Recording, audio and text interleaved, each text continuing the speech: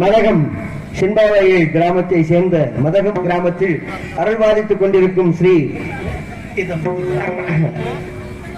உளி வீரசுவாமி ஸ்ரீ வீர மகாகாளியம்மன் ஸ்ரீ பாலசாஸ்திர ஐயனார் 20வது ஆண்டு திருவிளக்கு பூஜை விழாவை முன்னிட்டு இந்த நாடகம் நடைபெறும் காண வருக. ஒருபடி கோவிலுக்கு முன்பு அமைந்துள்ள சிங்காராம் இருவடி கலையரங்கத்தில் தலை சிறந்த கலைஞர்கள் பங்கு கொள்ளும் ஸ்ரீ வள்ளி திருமணம் என்னும் நாடகம் வெகு சிறப்பாக நடைபெற உள்ளது. சென்ற இடமெல்லாம் தனக்கொரு வானையில் வெற்றி முரசு பற்றி வரும் நாடக கலியுக ராஜா செந்தமிழ்ச்சுடன் கலைத்தாய் என்றெடுத்த இளைய கலைமகன் மதிப்புக்கும் மரியாதைக்குரிய உங்கள் அபிமான செல்வன் நமது வீரமங்கலத்தைச் சேர்ந்த திருவாளர் இளைய கவிராஜ் அவர்கள் இவரங்க மேடைகளை வேடன் விருத்தராக நடிக்க காத்துக் கொண்டிருக்கின்றார். பல மணிய காலங்களாலே உங்கள் செவிகளை நிப்புட செய்ய வந்திருக்கும் இசைக்கான இசைக்குயில் தேனிசை செய்யும்போது வசன பேரரசி உங்கள் அபிமான செல்வி வல்லாள மாநகர் கண்டெடுத்த கவிப்புலவர் சேதுராமதாசன் அவர்கள் பெற்ற தவப்புதல்வி வல்லாள மாநகரை சேர்ந்த திருமதி MS அர்ச்சனா தேவி அவர்கள் இவரங்க மேடைகளை ஸ்ரீ வெளிநாயகம் முருகனுக்கும் அள்ளிக்கும் திருமணம் செய்ய வேண்டும் என்று கழகத்தை மூட்ட காத்துக் கொண்டிருக்கின்றார். தேவகான செய்வது பாட்டுக்குரு நாயகன் முறையோடு உரையாடும் சொல்லெடுக்கு வீரர் நமது பெரிய கற்பூரம்பட்டியைச் சேர்ந்த நாடக ஆசிரியர் அன்பு தந்தையார் தேவி ஆனந்தன் அவர்களுடைய அன்பு மாணவரும் ஆகிய நமது நத்தம் அருகாமல் உள்ள சீரகம்பட்டியைச் சேர்ந்த எனது அன்பு மைத்துனர் MC பரையப்பா அவர்கள் இவரங்க மேடைகளில் கழகப்பிரியராக நடிக்க காத்துக் கொண்டிருக்கிறார். எங்களுக்கெல்லாம் பக்க பலமாக பக்க மேளங்கள் அமைந்திருக்கும் ஆறுமணிய சக்கரவர்த்தி இனிசி திலகம் நமது பாத்திக்குழு அருகாமல் உள்ள கள்ளிக்குடியைச் சேர்ந்த அன்பு சித்தப்பு பிரியம் சீமான் அவர்கள் இவரங்க மேடைகளை ஆறுமணியம் அபிப்பார்கள்.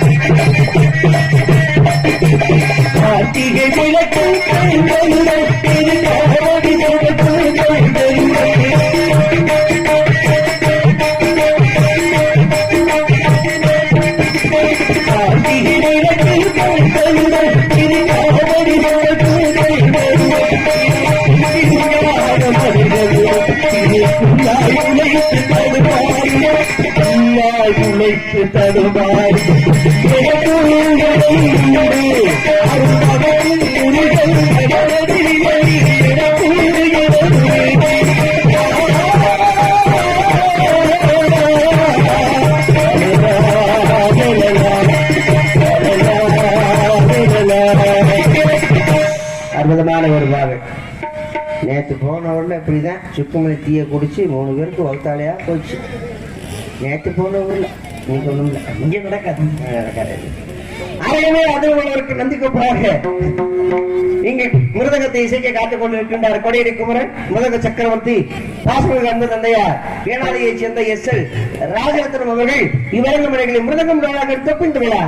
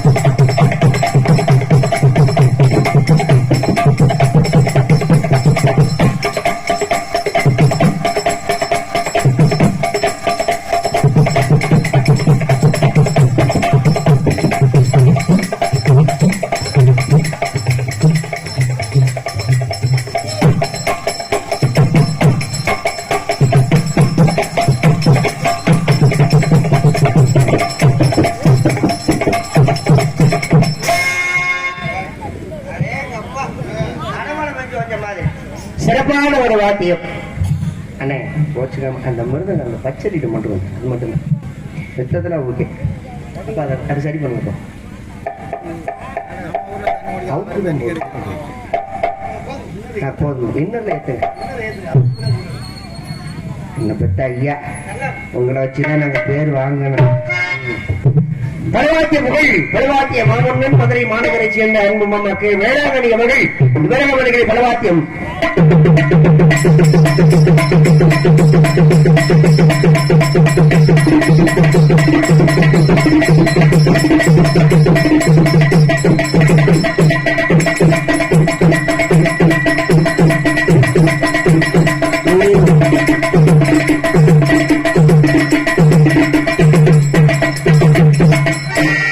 சிறந்த முறையில் இங்கே தாளத்தை இசைத்துக் கொண்டிருக்கும் பாசமன் அன்பு தந்தையார் டி ஞானசேகர் அவர்கள் வேங்கமடைகளை தாளம். இந்த நாடகத்திற்கு சிறப்பான முறையில் வண்ணத்தை அமைத்து கொடுத்த எங்களது Uma Maheswari scenes and lights company V Rangasamy brothers ML. அப்பா இதை தூக்கி இப்படி முன்னாடி கட்டியிருக்கலாம்ல. அன்பு உள்ளங்கள் இங்கே அற்புதமான முறையில் வண்ணத்தை அமைத்துள்ளார்கள். அன்பண்ணார் ரங்கசாமி அன்பண்ணா அவர்களுக்கு மனமார்ந்த நன்றி. நன்றிகத வணக்கம். கொட்டகை அமைப்பு கொட்டகை அமைப்பு கொட்டகைக்காரர் அப்புறம் இன்ஜினியரை விடுவாரு. சிறந்த முறையில் கொட்டகை அமைத்த அன்பண்ணார் ராஜேந்திரன் அவர்கள் நல்ல அற்புதமான முறையில பந்தல் அமைச்சிருக்காரு.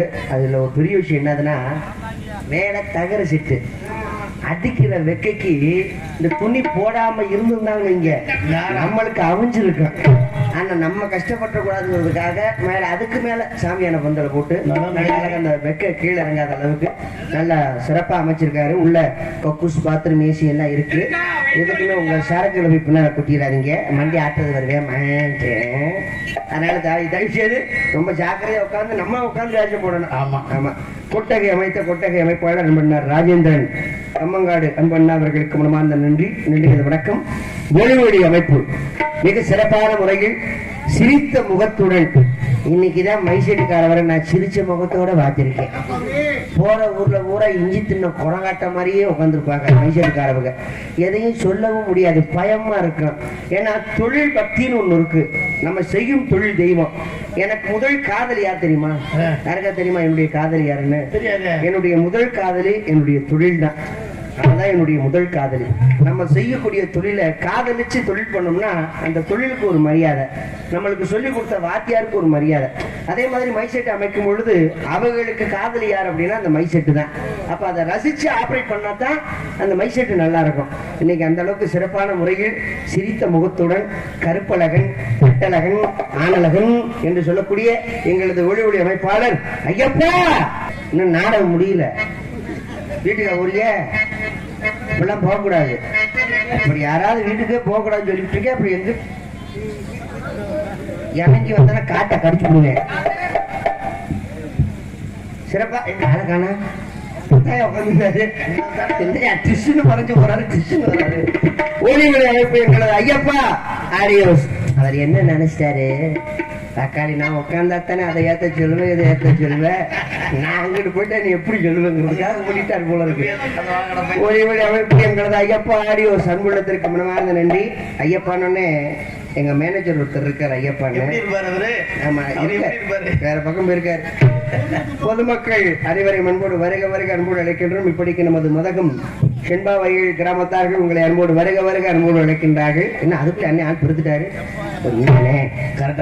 அன்பு உள்ளங்களுக்கு மனமார்ந்த நன்றியை தெரிந்து கொண்டு நாடகத்தின் அமைப்பு நமது கலைவேந்தர் கவிராஜ் ராஜ நடிகர் வீரமங்கலம் அன்பு மாமா அவர்கள் இந்த நாடகத்தின் அமைப்பாளர் என்பதை மிக்க மகிழ்ச்சியுடன் நாங்கள் தெரிவித்துக் கொள்கிறோம். இங்கே வீடியோ கவரேஜ் எடுத்துக் கொண்டிருக்கும் அன்பு உள்ளங்கள் இருவருக்கும் மனமார்ந்த நன்றி. நன்றி கதை வணக்கம் வணக்கம் வணக்கம். ஆடல் அரசி, அபிநய சுந்தரி, நாட்டிய தாரகை, நடன சிங்காரி. எல்லாரும் நினைப்பாங்க என்னடா எல்லாரும் பேரையும் சொன்னானே இந்த பப்பருக்கார பைய இந்த பொம்பளை புள்ள பேரை சொல்லாம இருக்கானே, நல்ல பிள்ளையா கூட்டிட்டு வந்தாங்களா இல்ல கிழட்டு முண்டியா கூட்டிட்டு வந்திருக்காங்களா, எப்படி உட்காந்து நாடகத்தை பார்க்கலாமா எந்திரிச்சு போலாமா ஒரு நோக்கத்தில் இருப்பாங்க. ஒரு முடிவு அதெல்லாம் கவலைப்படாதீங்க. 16 நிறையாத பருவமங்கை நாட்டிய பியூட்டி நடன மகிழ் என்று அழைக்கக்கூடிய மதுரை மாநகரை சேர்ந்த MSK பவதாரணி அவர்கள் டான்ஸ் காமிக்கு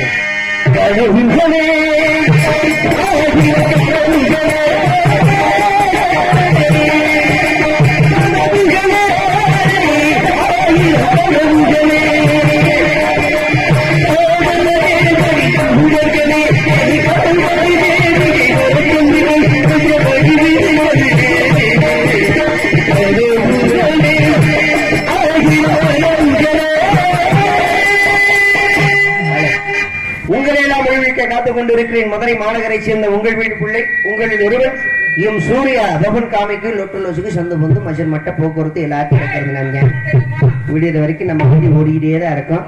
சாப்பாடு நல்ல அற்புதமான ஏற்பாடு. வந்து கலைஞர்களுக்கு அறுசுவையான உணவு வேணுங்கிறது நல்லா சாப்பிட்டுக்கோங்க அப்படின்னு சொல்லி காரைக்குடியில நல்ல ஒரு பெரிய ஹோட்டல், அசைவ ஹோட்டல், அது விழா கொடிவொன்றை சொல்லிட்டாங்க. அண்ணே கவிராஜனே, ஊர்ல சாப்பாடு போறதை பத்தி பிரச்சனை இல்லை, வந்த விருந்தாளிகளை பூரா நாங்க கவனிக்கணும். சைவம் அவன் நாடக கலைஞர்கள் நல்ல வாய்க்கு ருசியா சாப்பிடட்டும், அதனால அசைவம் வேணுங்கிறத வாங்கி கொடுங்க அப்படின்னு சொல்லி கையில 5000 பணத்தை கொடுத்து வேணுங்கிறத வாங்கி கொடுங்க அப்படின்னு சொல்லி பயிர் நிறைய சாப்பாடு வாங்கி கொடுத்தாங்க. ஏன்னா வாழ்க்கையில உழைக்கிறதே இந்த ஒரு ஜான் வயிற்று காத்தியா, அதுக்கு தானே நம்ம உழைக்க போனோம். உலகத்திலேயே பெரிய நோய் எது தெரியுமாங்க? பசி பிணி அப்படின்னு சொல்லுவாங்க.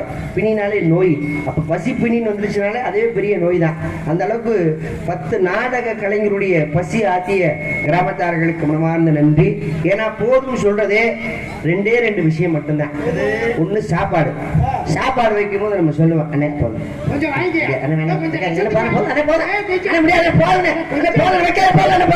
இது ஒண்ணு. 2வது எது தெரியுமா? காவல்துறை அட்டி வாங்கும் போது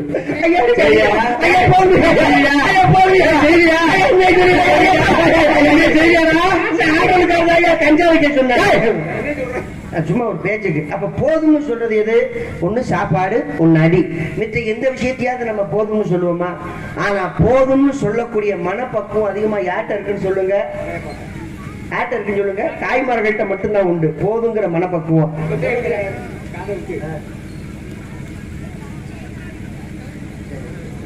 போதும்னு சொல்லக்கூடிய ஒரே மனப்பக்குவம் அப்படின்னா தாய்மார்கள்ட்ட மட்டும்தான். ஒரு 60 வயசு 70 வயசு ஆயிடுச்சு இந்த வயசான பெண்களை பாருங்களேன், தலை மட்டும் தனியா ஆடும்.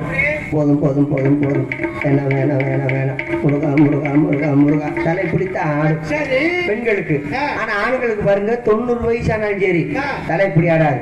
வேணும் வேணும் வேணும் வேணும் வேணும் வேணும் வேணும், சரக்கு வேணுமா? ஆமா வேணும் வேணும், கணேஷ் வேலை வேணும் வேணும் வேணும் வேணும் வேணும், முடியலனாலும் உருட்டிட்டா கிடப்பேன் வேணும் வேணும் வேணும்.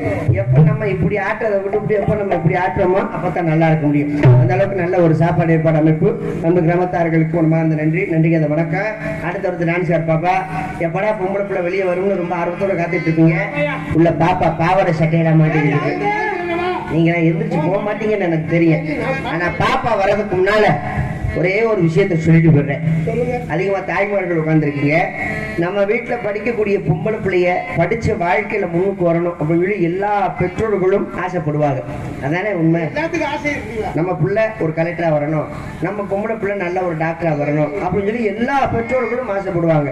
அப்படி நம்ம பொம்பளை பிள்ளைய படிச்ச வாழ்க்கையில முன்னுக்கு வரணும் அப்படின்னு சொல்லி பெற்றவங்க நீங்க ஆசைப்பட்டீங்கன்னா தயவுசெய்து படிக்கிற பொம்பளை பிள்ளைகளுக்கு செல்போன் வாங்கி கொடுக்காதீங்க. செல்போன் வாங்கி கொடுத்தீங்கன்னா அப்போ நான் மருந்தை குடிச்சுட்டு சாக வேண்டியதுதான், அதோட சொல்லி முடிஞ்சு போகும். இந்த செல்போன்ல அவ்வளவு கெடுதல் இருக்கு, ஒண்ணும் கிடையாதுங்க. இதுல இன்னொரு பெரிய மன வருத்தம் என்ன தெரியுமா? இப்போ ஒரு கிராம் தங்க வேலை எவ்வளவுன்னு சொல்லுங்க. ஒரு கிராம் தங்க வேலை 6800 சில்லற, அந்த வந்துச்சு 7000 கிட்ட வந்துடும், அடுத்து 8000 கிட்ட வரும் சொல்லியிருக்காங்க. அப்போ ஒரு கிராமுடைய விலை 7000 கிட்ட வந்துருச்சு.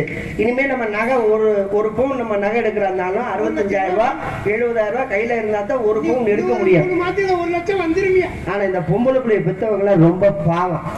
பொம்பளை பிள்ளைக்கு ஒரு 10 பவுன் நகையாவது போட்டு கட்டி கொடுக்கணும்னு ஆசைப்படுவாங்க.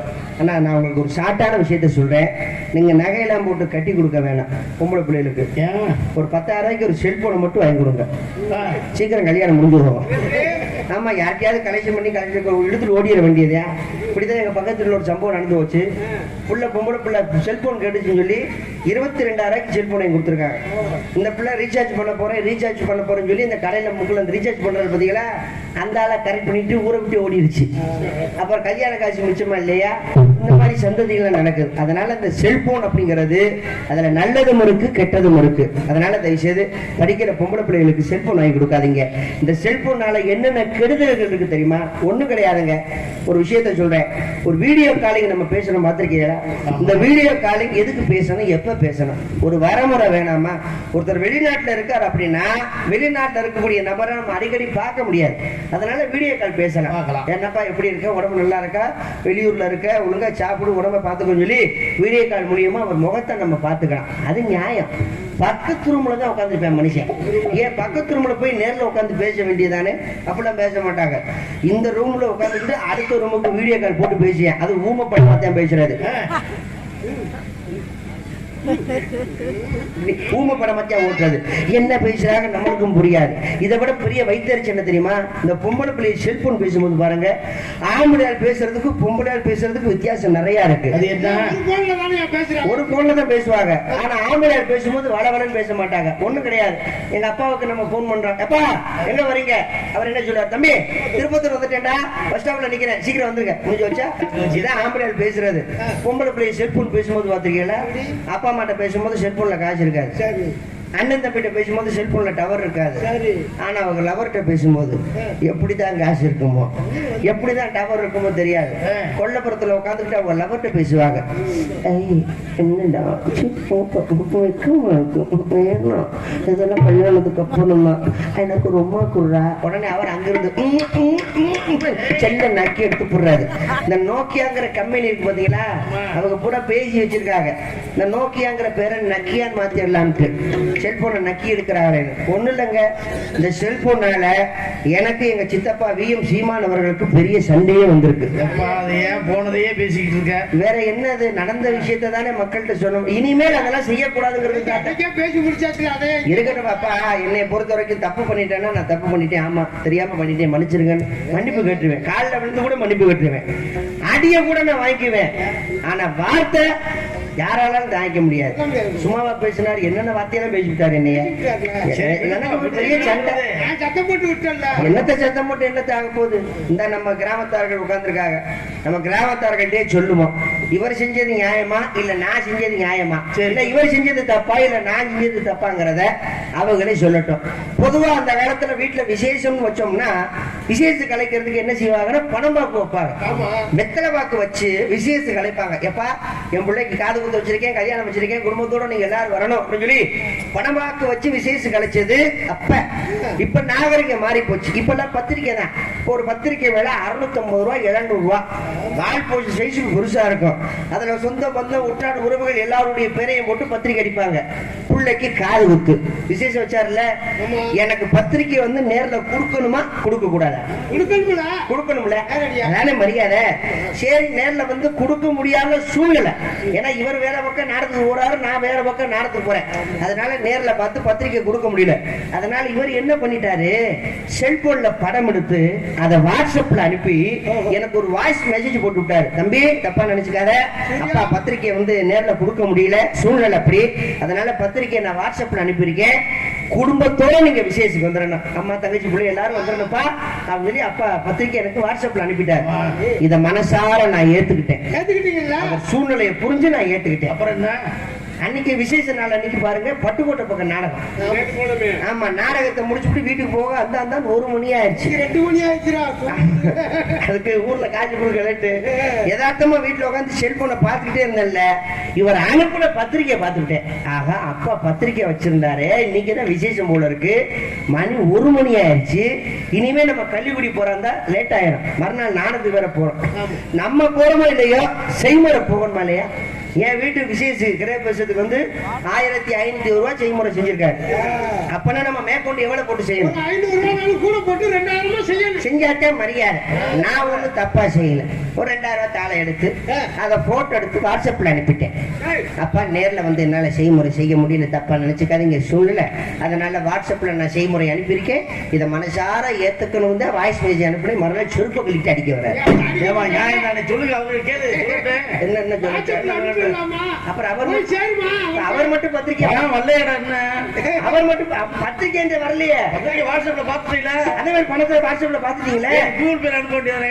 என்ன சண்டை இப்ப ஆரம்பிச்சிட்டீங்க? போ முடிஞ்ச வேண்டிய கூகுள் பேல அனுப்பியிருக்க வேண்டியதானே. நீங்களும் பத்திரிக்கை கூகுள் பேல அனுப்பியிருக்கலாம். அதை அனுப்ப முடியாது. அது முடியாதுல்ல. நீங்க பத்திரிக்கை எந்த வழியில அனுப்புறீங்களோ நானும் பணத்தை அப்படிதான் அனுப்புவேன். 2000 ரூபாய் திட்டு போலாம். நான் அனுப்புறது போல யாரும் வாட்ஸ்அப்ல செய்முறை அனுப்பிடாதீங்க. சொந்த பந்தம் புட்டுக்குறோம், சொந்த பந்தம் வேணும்னு நினைச்சீங்கன்னா செய்முறையை நேர்ல போய் செய்யுங்க. அப்படிதான் சொந்த பந்தங்கள் கூடி வரும் என்று சொல்லிக்கொண்டு நிறைந்திருக்கும் எல்லோரும் கையிலேயோ செல்லு செல்லு படிக்கிற பிள்ளைக்கு தேவையா செல்லு தேவையில்லாத செல்லு இதுவரை செல்லு செல்லு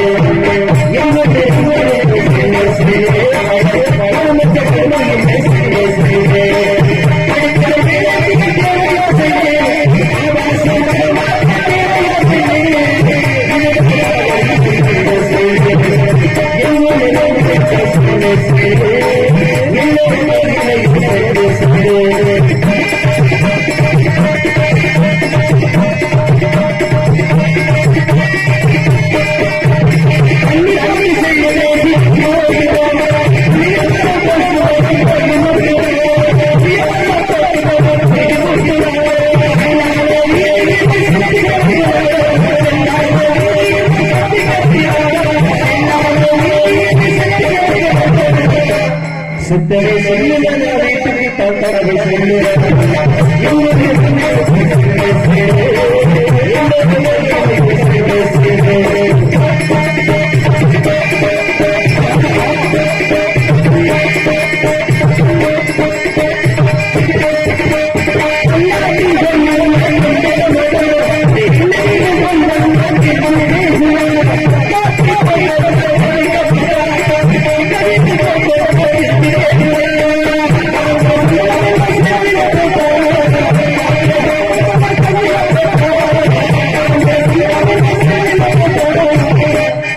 பொண்டாட்டி பிள்ளைய தாக்கத்திலே போட்டாங்க.